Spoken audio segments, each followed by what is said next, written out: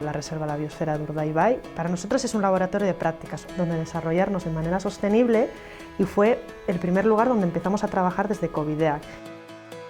Mundaka Basque Country lo que es una marca principalmente de ropa. Mundaka es conocido en el mundo entero por el surf, pero entendemos que podemos ofrecer muchas más cosas.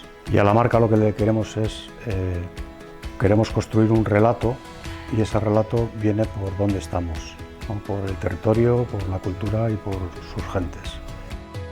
En Ecovideac pues abordamos sobre todo lo que es conocimiento del turismo de naturaleza en base al patrimonio más oculto que hay en la Reserva de Biosfera de Urdaibai, que es el geoturismo.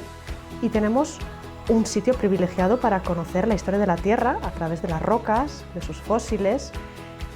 Urdaibaiko biosfera negotie, azkenien da oportunidade handi bat, ze da zona bat asko prestaurina zagututen, baina dako zela gauza pilo bat altzoena gusta datozen ari ona biziteten auzonia.